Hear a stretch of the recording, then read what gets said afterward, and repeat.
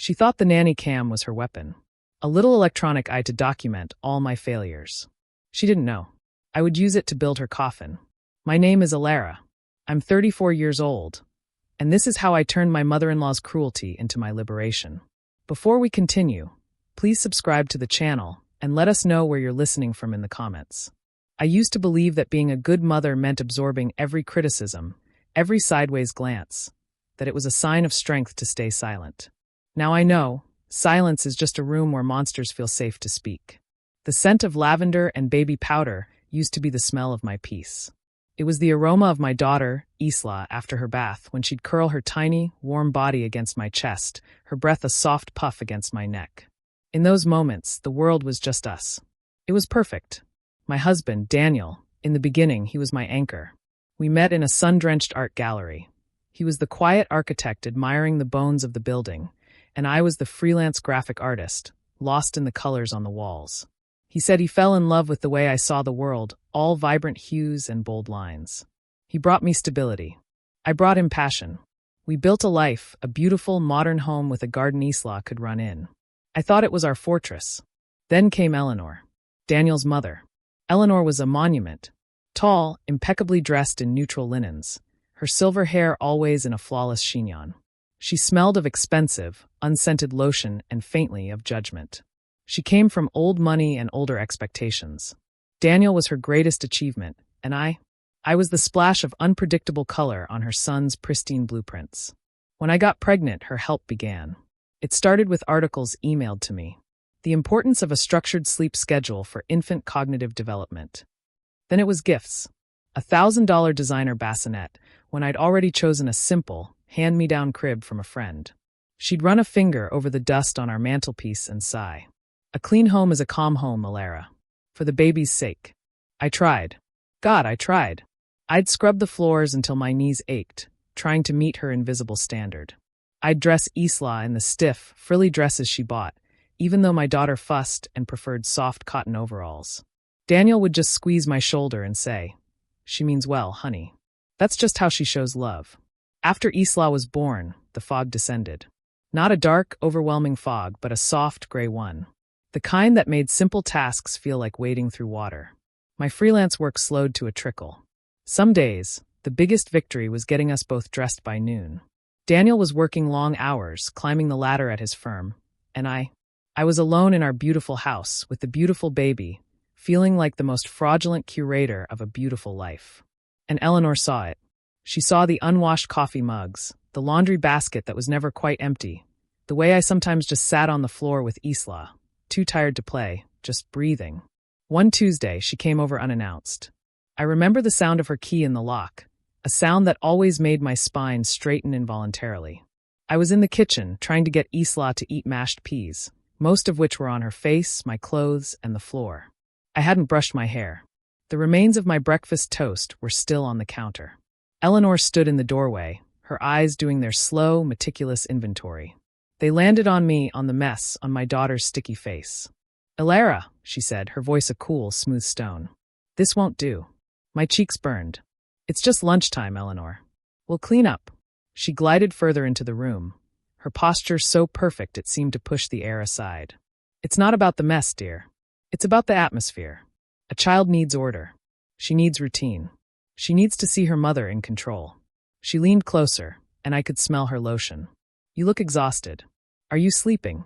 The question wasn't kind. It was diagnostic. I felt like a specimen under her gaze. "I'm fine," I whispered, my voice thin. She didn't believe me. I saw it in the slight tightening around her mouth. That was the day she planted the seed.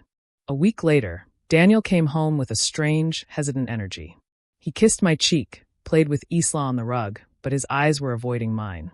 "Sweetheart," he began, after we'd put Isla down. "Mom stopped by the office today." My stomach clenched. "Oh, yeah. She's worried. About you. About Isla." The words hung in the air, heavy and toxic. "Worried about what?" I asked, my voice dangerously calm. He ran a hand through his hair. "She thinks you're struggling. That you're overwhelmed. She said the house is often in disarray, that you seem distant. She mentioned you forgot about Isla's pediatrician appointment last week."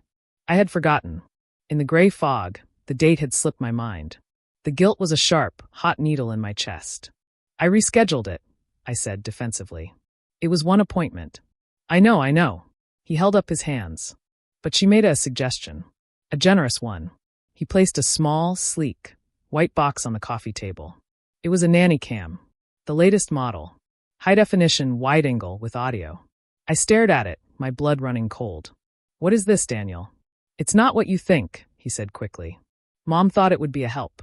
A relief for you. She said if you could see how you're doing from an objective perspective, you might be able to identify areas where you need support. She even offered to review the footage sometimes, to give you pointers. She raised me, and I turned out okay, right? I couldn't breathe. The betrayal was so complete, so insidious, it felt like the room was tilting. My own husband, the man who was supposed to have my back, was handing me a spy camera, funded by his mother's criticism. Are you saying you agree with her? The words were a choked whisper. You think I'm an unfit mother? No.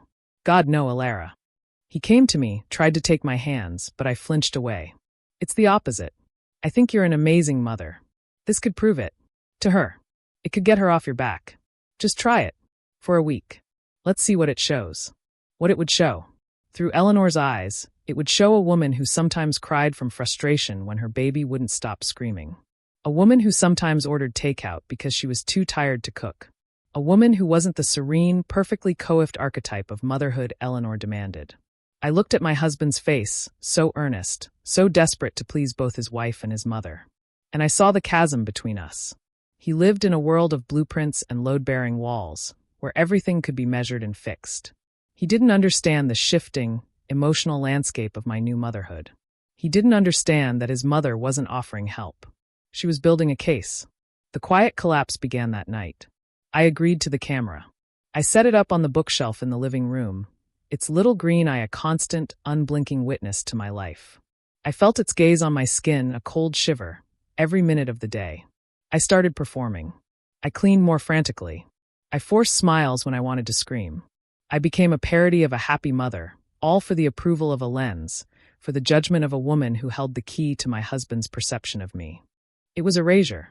The real me, the tired, struggling, but fiercely loving me, was being slowly erased and replaced by this nervous, surveilled automaton. I was being exiled from my own life, in my own home. And I knew, with a cold, sinking certainty, that it would never be enough. Eleanor wasn't looking for proof I was a good mother. She was looking for proof that I wasn't. And she would find it, or she would manufacture it. Little did she know, by turning my home into a panopticon, she had given me access to her own reflection. And I was just beginning to learn how to watch. The camera's eye, it changes you. It becomes a third person in the room. A silent, critical guest at every meal. A judge during every tantrum. I found myself not just mothering my daughter, but performing for the lens. I'd pick up a toy, and my movements would become deliberate, calm, false.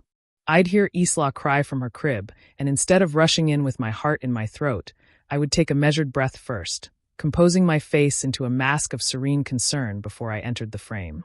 My world shrank to the confines of that living room. The vibrant colors I used to love, the bold art on our walls, the colorful rug Isla played on, they all seemed to bleach out under that constant digital gaze. Everything felt monitored. My love for my daughter, the most primal, real thing I had ever felt, was being filtered through Eleanor's perception. I started having the same dream. I was trapped in a beautiful, spotless dollhouse, but the front wall was missing. And outside, in the darkness, a giant I was watching. I'd wake up gasping, the scent of Eleanor's unscented lotion clinging to the air. Daniel, he tried. He'd come home, glance at the camera, and give me a hopeful, nervous smile. See, it's not so bad, is it? You're doing great. He couldn't see the performance. He only saw the curated result. He was living in the highlight reel, and I was drowning in the unedited, raw footage of my own inadequacy. A month into the surveillance, Eleanor scheduled her first review. She came over, carrying a leather-bound notebook, her ledger of my failures. Daniel was there, sitting beside me on the sofa, a buffer I knew would be useless. She connected her tablet to our television. The familiar sight of our own living room, from the camera's perspective, filled the screen. It was surreal, like watching a poorly directed play of my own life. Now, Alara, she began, her voice as smooth as a news anchor's. Let's start with Tuesday, 10:17 a.m. She played a clip. There I was trying to work on my laptop while Isla, fussy from a tooth coming in, was clinging to my leg. My face was pinched with stress. I wasn't engaging with her. I was just trying to survive the moment. You see here, Eleanor pointed with a manicured finger. Isla is seeking connection, and you are unavailable. This creates anxiety in a child. A simple solution would be to have a designated, screen-free play hour. It's in all the books. I felt a hot flush of shame. I had been trying to finish a design mock-up for a client, the first bit of work I'd managed to secure in weeks. My attempt to hold on to a piece of my old self was being framed as neglect. Mom, she was working, Daniel said softly, but his voice lacked conviction. A mother's work is her child, Daniel, Eleanor said without looking at him. Everything else is a distraction. She fast-forwarded.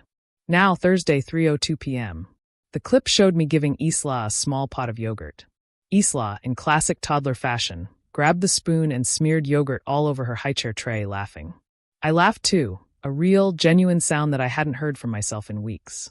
I took a picture with my phone. It was a moment of pure, messy joy. Eleanor paused the video. This is a problem. I stared at her. What? We were happy. You're reinforcing chaotic behavior, she explained, as if to a simpleton. And the phone. Always the phone. Documenting life instead of living it. It teaches her that her value is in her performance for a camera. The hypocrisy was so vast it stole my breath. She was criticizing me for using a phone camera, while her own surveillance camera was running constantly. She was pathologizing my daughter's joy. She was twisting my love into a symptom of my failure. That was the night the last piece of me broke. The performance was over. The quiet, absorbing Alara was gone. In her place was a hollowed-out shell, filled with a cold, sharp clarity. I was in a war I never agreed to fight, and the battlefield was my own home. The enemy had the high ground, and my own husband was providing her with the ammunition. I was exiled, a ghost in the life I had built. The rebuild didn't start with a bang. It started with a whisper, a single, defiant thought in the dead of night, as I lay next to Daniel's sleeping, oblivious form. She is watching me, but I can watch back. The next morning, after Daniel left for work, I did something different. I didn't start my frantic cleaning performance. I made a cup of tea. I sat at the kitchen table, Isla contentedly stacking blocks at my feet, and I opened my laptop. Not for work, for research. I typed in the model number of the nanny cam. I read the instruction manual. I learned about its cloud storage. I learned that the footage was accessible via an app, with a login and password. Eleanor's login. Daniel's too, probably. A plan began to form. Not a dramatic, explosive plan, but a slow, patient one. Like weaving a net, thread by invisible thread. I needed that login. I started paying attention in a new way. When Eleanor visited, I watched her hands. I listened not to her words, but to the sounds around her. The chime of her phone. The way she typed. She was meticulous, but she was also in her 60s. She was prone to the small, lazy security habits so many of us have. One afternoon, she was over, complaining about the password requirements for her bank's new website. It's ridiculous, she huffed, tapping her phone screen. They make you change it every few months. I can never remember the new one. What do you do? I asked, keeping my voice light, conversational. I was wiping down the counter, my back to her, every sense focused on her response. Oh, I just write it down in my little book. It's the only way. I use the same base password for everything else, just change a number. It's not like I'm the Pentagon. My heart beat a single, hard thump against my ribs. Her little book.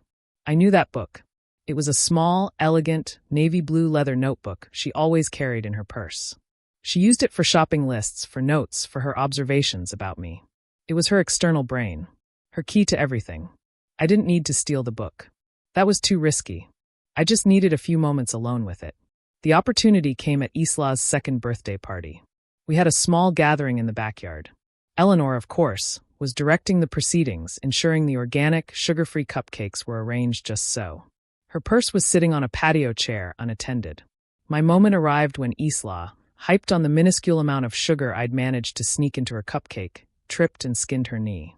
The wail was dramatic, as toddler wounds are. Eleanor swooped in, all grandmotherly concern. Daniel followed. It was a perfect, chaotic storm of attention. I slipped inside. The living room was empty. The camera's green eye was watching the empty room. I moved to the patio door, my hand steady. I unzipped her purse. The feel of the cool leather notebook sent a jolt through me. I pulled it out, my ears straining for any sound of their return. I didn't flip through it. I didn't have time. I took out my phone.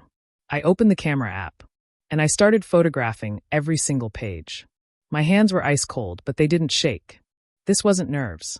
This was purpose. The click of the camera shutter was the sound of my walls going back up, brick by digital brick. I heard Eleanor's voice getting closer. There, darling, all better. I slid the notebook back into her purse, zipped it shut, and was pouring myself a glass of water at the sink when they all trooped back in, Isla sniffling in Daniel's arms. Eleanor gave me a look. You really should keep a closer eye on her, Alara. The paving stones are so uneven. I just smiled. A small, quiet, new smile. I'll be more careful. That night, after the house was asleep, I retreated to my home office, a room the nanny cam didn't cover. I opened the photos on my laptop. Page after page of her elegant, looping script. Grocery lists. Dinner party ideas. And there, on a page near the back, a list of logins and passwords. Email. Bank. Social media. And there it was. Nanny Cam Hub. Username, E.Sutherland. Password, Isla S. Grandma 2023. I stared at the screen. The key to my prison was right there. I didn't log in immediately. I savored the moment. The power of it. For the first time in a year, I was the one watching. I was the one with a secret. I spent the next week as a ghost in the machine. I logged into the Nanny Cam's cloud storage from my phone, using a private browser.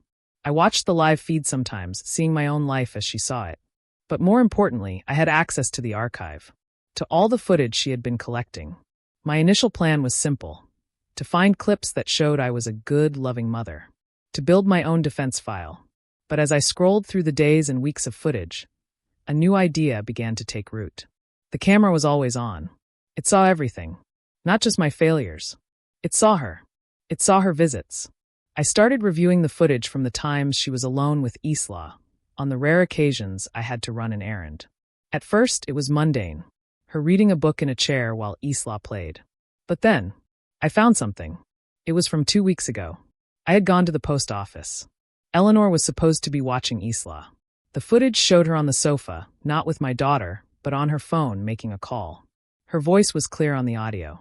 No, Margaret, it's just a tragedy to watch, she was saying, her voice a confidential murmur. The child is so bright, but Alara is just drowning her. She has no instinct for it. Daniel is beside himself with worry, but he's so loyal, he won't see it. I'm just documenting it all. For Isla's sake. If it comes to a custody discussion, well, a judge will need to see the truth. A custody discussion. The words landed like a physical blow. I stopped the video. I rewound it. I listened again. The cold, calculated planning in her voice. This wasn't about help. This was about takeover. She was building a case to take my daughter away from me. The hollow feeling inside me evaporated, replaced by a core of forged steel. This was no longer about proving I was a good mother. This was about survival. This was about proving who the real monster was. And I had just been handed the means to do it. I had access to her entire, unedited performance. All I had to do was watch. And wait. The hunter had just stepped into the frame of her own trap. I closed the laptop. The room was dark, lit only by the glow of my screen. For the first time, the silence didn't feel like erasure. It felt like patience. It felt like power. I was no longer the subject of her experiment. I was the director of my own revenge. And the next act was mine to write. The knowledge was a live wire in my chest. Custody discussion. The words echoed in the silent spaces of my mind, a toxic mantra that rewired my every thought. The gray fog of exhaustion didn't just lift. It was incinerated by a cold, clean fury. I was a mother lion who had just seen the hunter circling her cub. Every instinct I had was sharpened to a point. My mission was no longer personal vindication. It was a tactical operation. I became a student of Eleanor Sutherland. I spent my nights, after Daniel and Isla were asleep, in the blue glow of my laptop, poring over the archived footage. I was no longer looking for clips of myself. I was building a profile of her. I created folders. Meticulous, labeled digital dossiers. Eleanor, critical comments. Eleanor, dismissive behavior. Eleanor, phone neglect. Eleanor, undermining parenting. The footage was a treasure trove of her subtle cruelties. There she was telling a babbling Isla, "Oh, hush now, Grandma is thinking." There she was swatting a homemade, sugar-free cookie I'd made out of Isla's hand, saying, "We don't eat that, darling. It's messy." She'd pluck Isla from the floor where she was happily playing to reposition her in a more aesthetically pleasing spot for a photo, ignoring my daughter's frustrated cries. But it was all still small. Petty.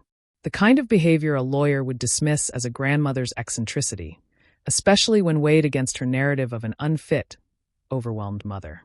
I needed something bigger. A moment of undeniable, unvarnished truth.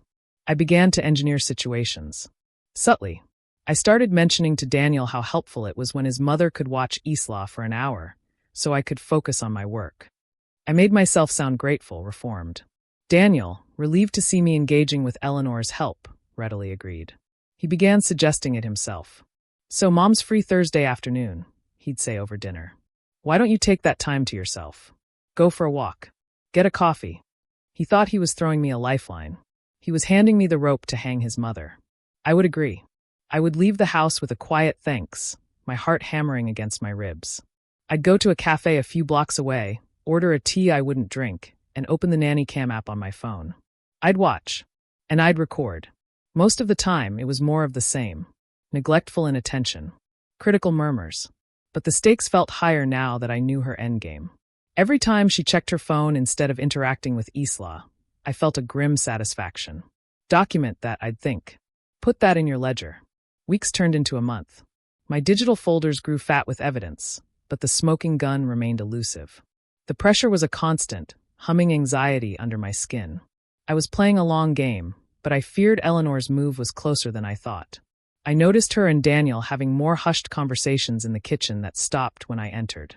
I saw the way she'd look at me, her gaze speculative, like a real estate agent assessing a tear down.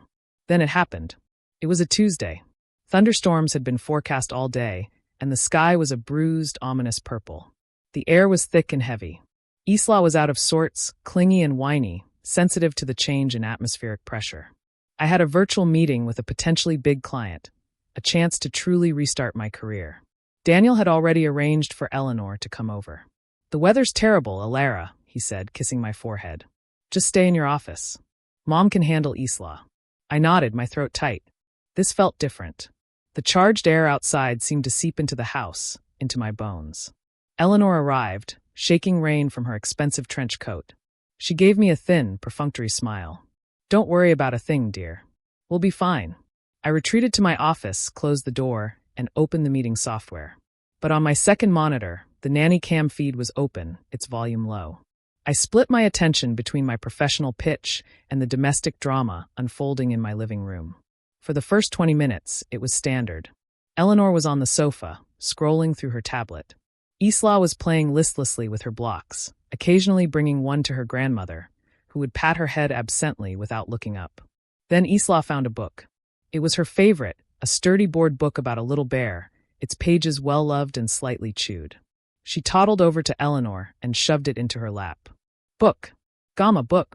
Eleanor sighed, a sound of profound irritation. "Not now, Isabel. Grandma is busy." Isla, frustrated, began to cry. Not a loud wail, but a persistent, grating whine. She tugged at Eleanor's linen trousers. "Book. Peas." I watched, my professional smile frozen on my face as I answered a question from my client, my words on autopilot. Inside, I was screaming. "Pick up the book. Just read to her." On screen, Eleanor's patience snapped. It wasn't a dramatic explosion. It was something far colder, far more chilling. She put her tablet down. She looked at my crying daughter, and her face was a mask of pure, unadulterated contempt. It was a look I had never seen directed at Isla before. A look that stripped away all the grandmotherly pretense. "Stop that infernal noise," she said, her voice low and venomous. "You are being a brat, just like your mother." The words, clear as crystal through the high-quality audio, felt like a physical slap. My blood ran cold. On my other screen, my client was asking me something. I have no memory of what I replied. Isla, startled by the tone, cried harder. She threw the book. It was a clumsy toddler toss, but it hit Eleanor on the knee. What happened next unfolded in horrifying slow motion. Eleanor's hand flashed out. It wasn't a hard strike, but it was a sharp, definitive smack on the back of Isla's little hand. A punitive, angry gesture. "Don't you dare throw things at me, you little monster." Isla's cry turned into a shriek of shock and pain. She clutched her hand, her tiny body trembling. The world narrowed to that image on my screen. My daughter hurt. The woman who had hurt her, glaring down at her with icy rage. The storm outside finally broke, a crack of thunder that seemed to shake the very foundations of the house. In that moment, something in me shattered and reformed, harder, sharper. This was it. The unassailable truth. Not a criticism of my parenting. Not a messy house. This was her. The real monster caught in the act. My client meeting became a blur. I muttered something about a family emergency and ended the call. My hands, now steady as stone, worked the computer. I isolated the clip. I saved it in 3 different locations. My hard drive, a secure cloud storage she couldn't access, and a USB drive I hid in my jewelry box. I labeled it with the date and time. Evidence. I didn't rush out of the room. I didn't scream. I sat there, in the silence of my office, the only sounds the rolling thunder and the distant, heartbreaking sobs of my daughter from the living room feed. I watched as Eleanor, having collected herself, tried to shush Isla with stiff, uncomfortable pats, her face now a mixture of annoyance and a dawning awareness that she might have gone too far. This was no longer about winning an argument. This was about annihilation. I had the weapon. Now I needed the perfect battlefield. A public scene. A place where her carefully constructed image of the perfect matriarch could be dismantled for an audience she cared about. I knew just the place. Her annual foundation gala was in 2 weeks. A room full of her wealthy, influential friends. The stage was already set. I stood up, my legs steady. I walked to my office door and opened it. I walked down the hall toward the living room, my footsteps silent on the rug. I was no longer the hunted. I was the calm before the storm. And I was ready to make landfall. The 2 weeks between the slap and the gala were the longest of my life. They were a study in surreal duality. On the surface, I was calmer than I had been in months. The frantic energy was gone. The performance for the camera was over. I moved through my days with a quiet, glacial purpose. I tended to Isla. The red mark on her hand had faded by the next morning, but the memory of her shocked, betrayed little face was seared into my mind. It became the coal that fueled my resolve, burning away any last ember of doubt or mercy. When I held her, I would whisper promises against her hair. No one will ever hurt you again. Mommy is fixing it. Daniel noticed the change. You seem better, he ventured one evening, his voice tinged with cautious relief. More yourself. I looked at him from across the kitchen island. He genuinely believed the nanny cam, his mother's help, had worked. He thought the problem had been me, and now I was fixed. The chasm between us was now so vast, I couldn't even see the other side. I said, my voice even. I've found a lot of clarity lately. He smiled, a real, warm smile that once would have melted me. Now, it just felt like an artifact from a life I didn't live anymore. I'm so glad, honey. Mom will be thrilled. Oh, she will not, I thought. The gala was the crown jewel of Eleanor's social calendar. A black tie fundraiser for the Sutherland Family Foundation, a charitable organization that existed mostly to burnish the family name. It was held at the opulent, old-world Grandview Hotel, a room of marble pillars, crystal chandeliers, and the soft, moneyed murmur of the city's elite. I had the clip, the one of her striking Isla, of her calling her a monster. I had edited nothing. The raw, damning minute of footage was stored on the USB drive, which felt heavy in my clutch purse, a cold, hard talisman against my side. My plan was simple. I would find a moment. I would approach the AV technician. I would pay him whatever was necessary to play the clip on the giant screens that flanked the stage, just as Eleanor was about to give her speech.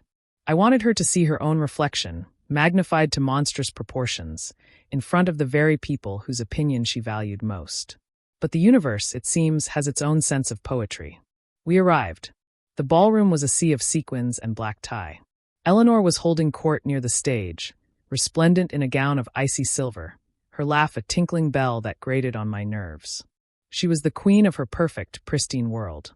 Daniel was pulled away almost immediately by a business associate. I stood alone, sipping a glass of champagne I had no intention of drinking, my eyes scanning the room. I was looking for the control booth. And then I saw her. Not Eleanor. Margaret. Eleanor's oldest, dearest friend.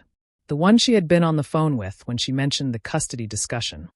She was a mirror image of Eleanor, same silver bob, same taste in understated jewelry, but her eyes, when they met mine, held a flicker of something else.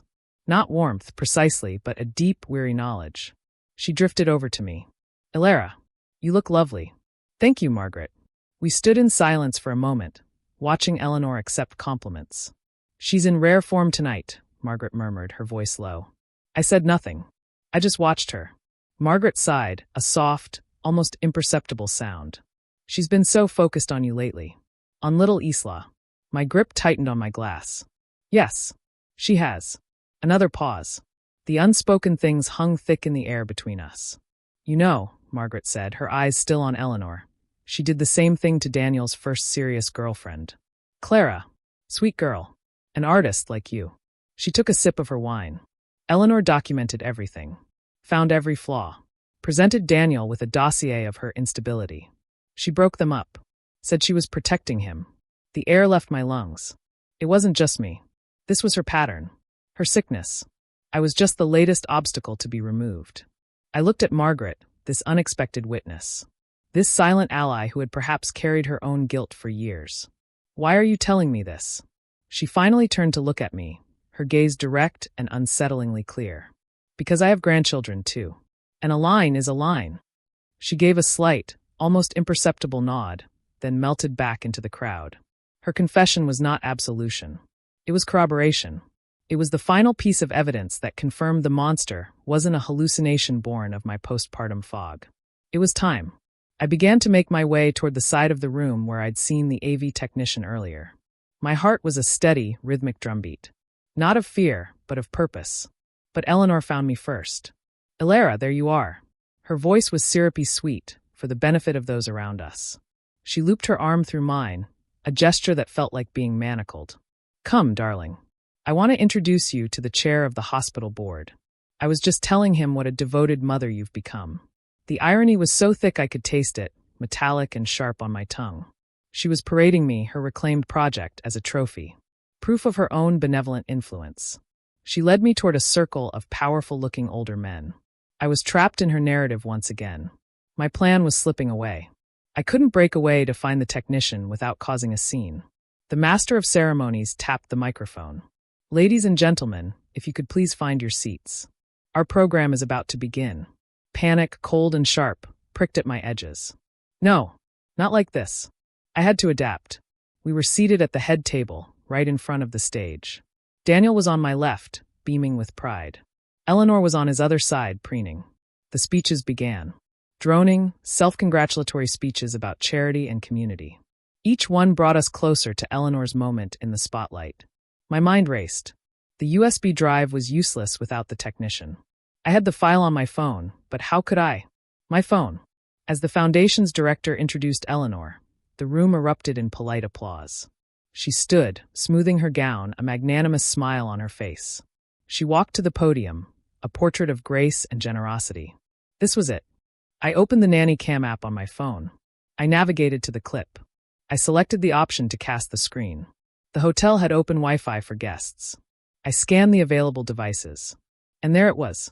Grandview_ballroom_projector_1. My thumb hovered over the button. Cast screen. I looked at Daniel, at his proud, unseeing face. I looked at Eleanor, basking in the adulation. I thought of Isla's trembling hand. I thought of Clara, the artist who came before me. I pressed it. For a second, nothing happened. Eleanor leaned into the microphone. "Thank you all so much. It is my greatest joy to serve this community." And then her voice cut out. On the giant screens flanking her, her smiling face was replaced by the familiar view of my living room. There she was, in her linen trousers, looking down at my crying daughter. The audio, crisp and clear, boomed through the ballroom's state-of-the-art sound system. "Stop that infernal noise. You are being a brat, just like your mother." A collective, sharp intake of breath from the audience. On screen, the book bounced off her knee. Her hand flashed out. The sharp smack echoed in the stunned silence of the ballroom. "Don't you dare throw things at me, you little monster." The video froze. On a close-up of Eleanor's face, contorted in a mask of pure, ugly rage, looking down at my sobbing child. The silence in the ballroom was absolute. It was a physical thing, heavy and suffocating. You could hear the clink of a glass from the kitchen 100 yards away. Eleanor stood at the podium, frozen. Her smile was still etched on her face, a ghastly rictus of shock. Her eyes were locked on the giant, monstrous version of herself. The color drained from her face, leaving a stark, paper-white mask. Her hands gripped the sides of the podium, her knuckles bone-white. She turned her head slowly, mechanically. Her eyes found mine across the table. I didn't look away. I held her gaze. My face was calm. Still, I let her see the cold, quiet truth in my eyes. I did this. The illusion, the beautiful, pristine illusion she had spent a lifetime building, didn't just crack. It shattered into a million pieces, in front of everyone who mattered to her. And in the echoing silence, you could hear every single one of them fall. The silence lasted for a lifetime. It was a vacuum, sucking all the air, all the sound, all the pretense out of the opulent ballroom. Then it broke. It broke into a wave of horrified whispers. A rustle of fabric as hundreds of people shifted in their seats. The sound of a chair scraping back as someone stood to leave. A low, gathering murmur of disgust. All eyes were on the frozen image on the screens, the monstrous grandmother, and then on the woman at the podium, exposed, petrified. Eleanor's mouth opened and closed. No sound came out. She looked like a fish gasping on dry land, her carefully constructed reality evaporating around her. Her eyes, wide with a terror I had never seen in them, darted across the horrified faces of her friends, her peers, her donors. Then they landed on Daniel. He was still sitting. He hadn't moved a muscle. He was staring at the screen, at the frozen proof of his mother's cruelty. His face was a blank slate of shock, but it was crumbling at the edges. I saw the moment his belief in her broke. His jaw tightened. A muscle twitched in his cheek. He slowly turned his head to look at his mother. The betrayal in his eyes was a physical force. That was when Eleanor cracked.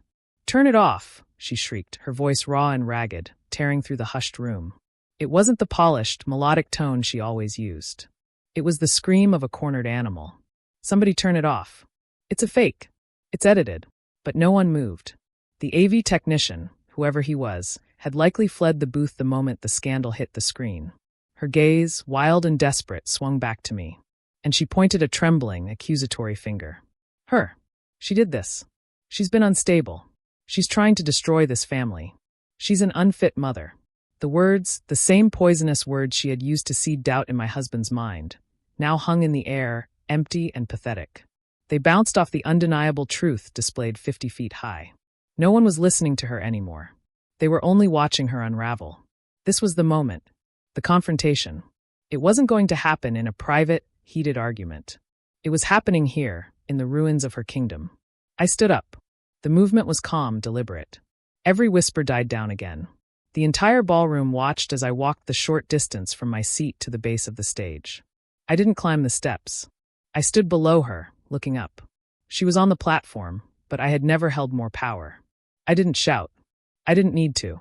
My voice, when it came, was low, clear, and carried in the dead silence. "An unfit mother," I repeated, letting the words sit there. I looked out at the audience for a brief moment, then back at her. "You're right, Eleanor. This room has seen one tonight." I paused, letting the implications settle over the crowd. But it wasn't me. I reached into my clutch and pulled out the USB drive.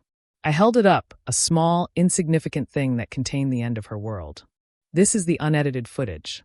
From the nanny cam you insisted on installing in my home. To document my failures." I looked directly at Daniel, who was watching me, his face a mask of dawning, horrific understanding. "You gave her the login, Daniel. You gave her the key to spy on me, to collect evidence to take our daughter away from me." A fresh wave of gasps rippled through the room. Custody. The word was even more damning in this context. I returned my gaze to Eleanor. She was clutching the podium for support, her body trembling violently. "You called my daughter a monster," I said, my voice dropping even further, becoming almost intimate, a confession for the whole world to hear. "You struck her. For the crime of being a 2-year-old who wanted her grandmother to read her a book." I took a single step closer to the stage. "So, I want to thank you, Eleanor. Your helpful nanny cam didn't prove who the unfit mother was." I looked at the giant screen one last time, at her snarling face, then back at her crumbling form. It proved who the real monster was. The blow was delivered. It was calm. It was factual. It was irreversible. There was nothing left for her to say. No defense. No manipulation that could work. The truth was too big, too loud, too visual. A low, guttural sob escaped her. It was a sound of utter collapse. The perfect posture folded. The impeccable composure shattered. She crumpled behind the podium, disappearing from view, her weeping the only sound in the stunned ballroom. I didn't wait to see more. I didn't look at Daniel. I had nothing left to say to him either. I turned, and I walked away. I walked through the parted crowd, through the sea of averted eyes and stunned faces. I walked out of the ballroom, the grand marble lobby, and into the cool, clean night air. The rain had stopped. The city glistened, washed clean. Reflective ending, she walks away with clarity, not forgiveness. I didn't go home that night. I went to a hotel. I sent a message to Daniel, only one sentence. I have full, unedited proof of your mother's abuse and her plan for custody. We will speak through my lawyer. There was no shouting, no dramatic fight. The marriage was over the moment he handed me that camera. I just hadn't known it yet. The fallout was swift and absolute. Eleanor resigned from all her charitable boards. The Sutherland Foundation was quietly dissolved amid the scandal. Margaret, my unexpected ally, reached out once, not with words, but with the name of a brilliant, ruthless family law attorney. A woman. She understood. The divorce was not messy in the way people expect. There was no fight over assets. I took what was fair, enough to secure a future for Isla and me. The only thing I fought for, and won without contest, was full custody, with supervised visitation for Daniel, and a permanent restraining order against Eleanor Sutherland. He didn't fight it. I think he was too ashamed. The man who believed in blueprints and measurable things had finally been forced to see the emotional rot at the foundation of his own family. Some structures can't be repaired. They can only be condemned. Isla and I live in a small, bright apartment now, filled with color and her toys and the beautiful, chaotic mess of a life being lived. The scent of lavender and baby powder is the scent of our peace again. Our real peace. Sometimes when I'm watching Isla sleep, her chest rising and falling in that trusting, steady rhythm, I think about that night. I don't feel triumph. I feel a profound, quiet clarity. I didn't ruin Eleanor. I just stopped protecting her from the consequences of her own actions. She stole the story of my motherhood and tried to write me as the villain. So I rewrote the ending. I don't hate her anymore. Hate is a fire, and it burns the one who holds it. What I feel for her now is more like pity. She is a small, lonely woman in a large, empty house, with nothing but the reflection of the monster she created. This story hurt in the best way. It hurt to be broken down. It hurt to be betrayed. But that pain carved out the space for the woman I am now. A woman who knows that love doesn't mean silence. A woman who knows her own strength. She called me an unfit mother. So I used her own weapon to prove who the real monster was. And I walked away with my daughter in my arms and my freedom, hard-won and absolute, burning quietly in my soul. If you were in my shoes, what would you have done? Let me know in the comments. And don't forget to subscribe for more stories like this.